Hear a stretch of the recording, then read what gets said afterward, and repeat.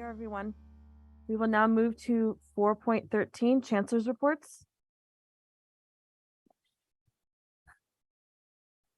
I'd like to have a point of privilege to recognize our departing General Counsel, Royal Roberts, and then I will turn it over to the presidents for short reports, and we'll follow in alphabetical order with BCC, College of Alameda, Laney College, and then last but not least, as I always say, Merritt College and Dr. Johnson.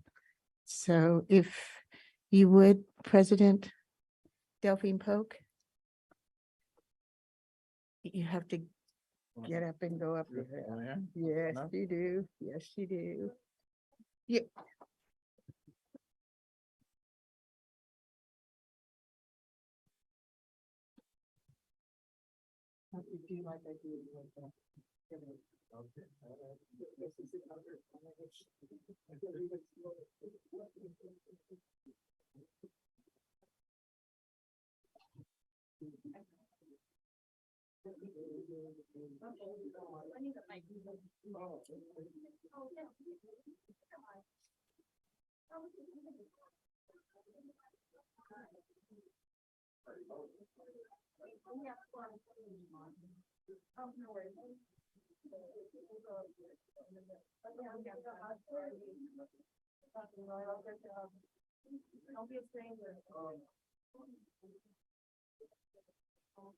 This mic, it'll do feedback. Oh, okay. Is it okay? It is working. I have to ask if you can hear me because I'm sure everybody can. So as some of you know, Royal has been with the district, and I'm going to let President Delphine Polk read it, so I won't speak it before you read it. But we wanted to just give a short recognition to him for all the work that he's done, and I'm going to pass the microphone over to me.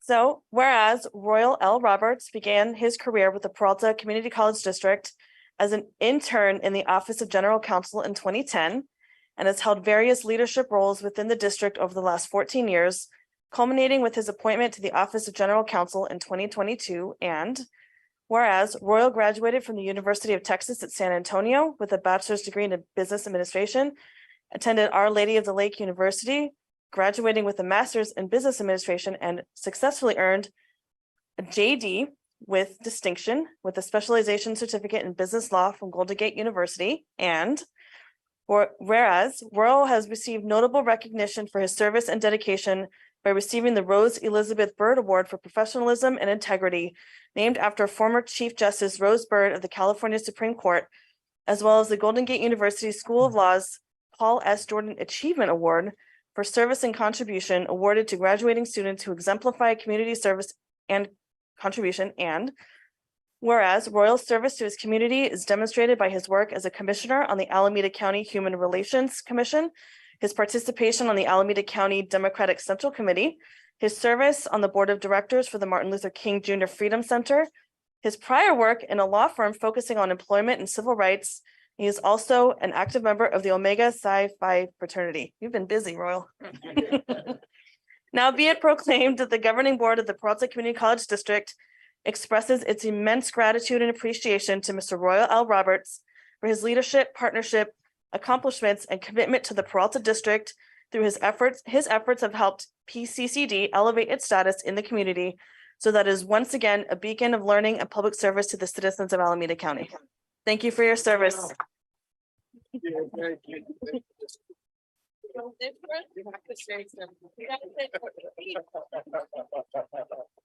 you. Thank you. Wow, you guys did your background. You did your your homework. I would just like to say thank you to everyone in the district, to the Board of Trustees. As it was mentioned, I came here as an intern, came back as classified staff, a manager, and up through administration. And the only thing I would like to say is that I believe that when we work together as a district, we are much stronger than when we work apart. And again, I just want to thank especially the Chancellor and everyone for the opportunity that allowed me to build the skills to reach new opportunities. And I will never forget the people, the place that Peralta has helped me become over the years. So thank you. Thank you. I said, could we get one picture without the mask? So we have a before and a short after, a short after. Oh.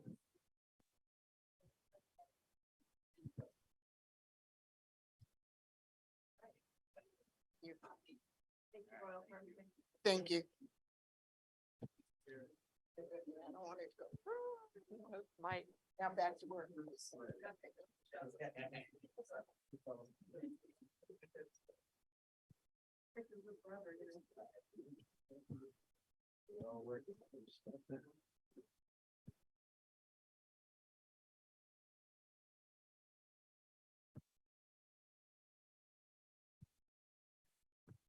Berkeley City College.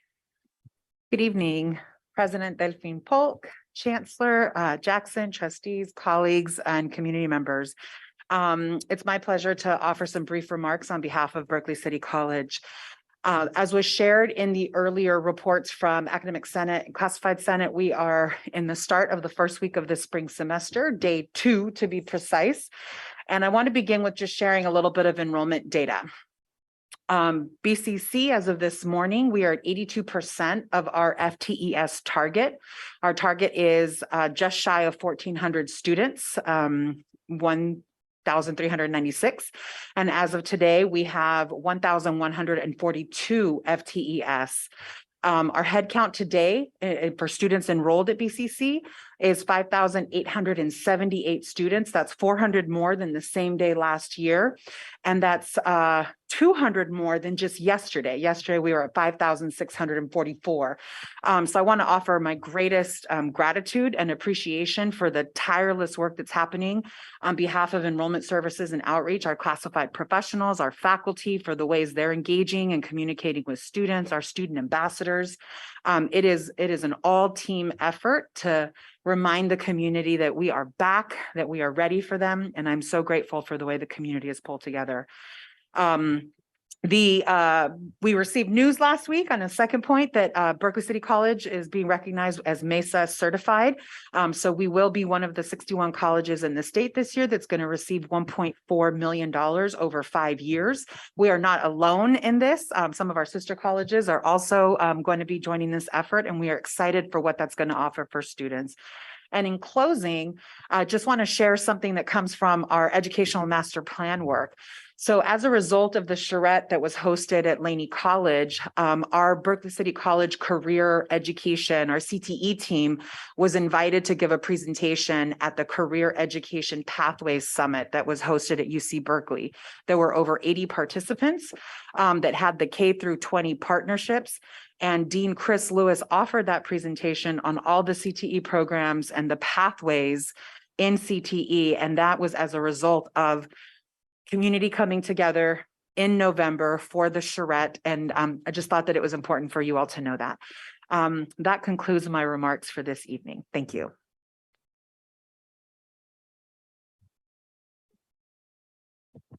Chancellor Jackson, trustees, colleagues, students, and members of community. I'll keep my report very short today in the interest of time.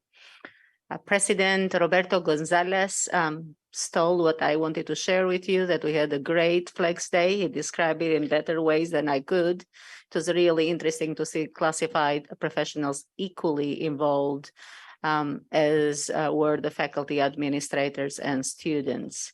Enrollment is much better than last spring. So we have a 14% increase from spring to spring, still a way to go. And several activities on campus at COA to invite students, provide all the wraparound services, basic needs, Tasty Tuesdays, and collaboration between student services, academic services, admin, and students. And that concludes my report.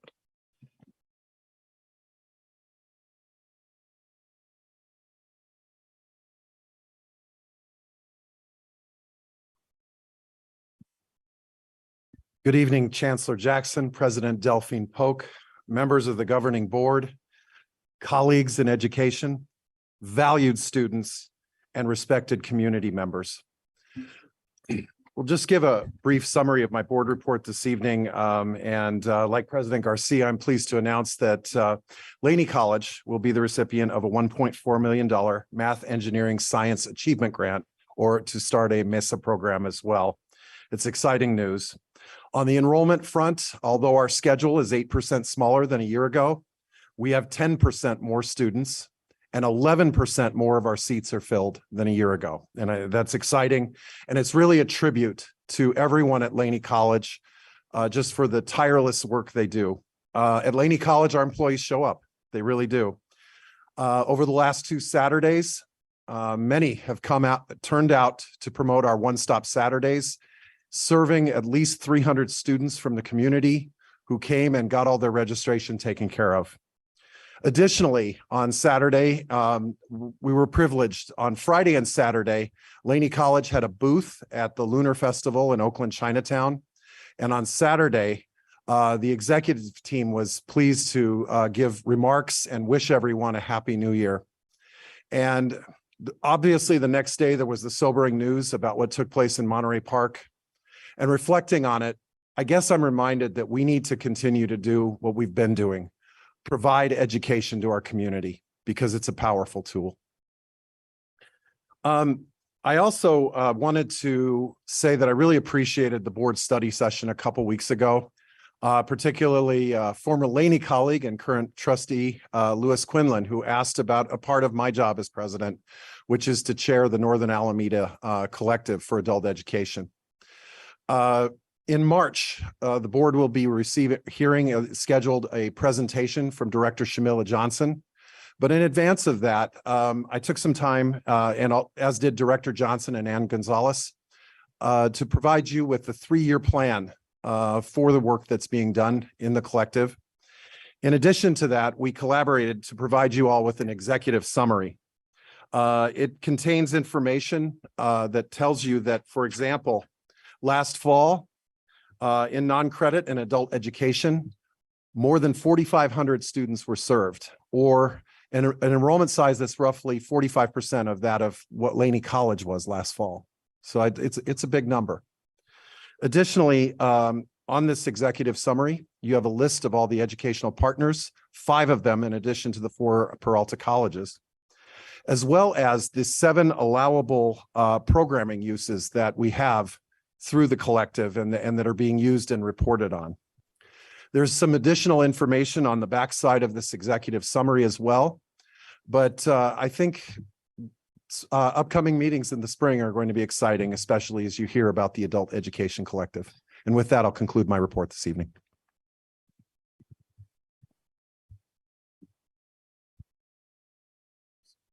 Trying to silence me. Good evening, President Delphine Polk, Board, Chancellor, colleagues, students, and community. I'll keep my remarks short as well, but I can't leave without telling you about something that happened on Wednesday, January 11th, when we came together for the relaunch of the Street Scholars program. And it was suffice to say, it was an absolute success. For those of you who don't know, the Street Scholars is a program that focuses on peer mentoring and student support services to promote the academic success of formerly incarcerated students. That night, we were also able to honor the memory of Dr. Bill Love, Professor Ron Moss, not only reflections from their colleague, Professor Melvin Newton, brother of Huey Newton, but also with recollections shared by those who were part of the peer mentor team. But probably what was most special is that we had Miss Cynthia Moss, Ronald Moss's widow, who cut the ceremonial ribbon to officially open the site that changed so many lives. And with that, we opened the newly renamed Love Moss Center for Reentry and Empowerment. So very, very happy about that. Thank you. It's a wonderful way to honor their memories. And just to say a bit about our enrollment, as we commence the first week of the spring semester, our enrollment picture is coming into sharper focus. The Spring is Free 6 for 6 campaign, coupled with our district supported marketing efforts. So thank you, Mark Johnson. They've yielded some pretty encouraging results.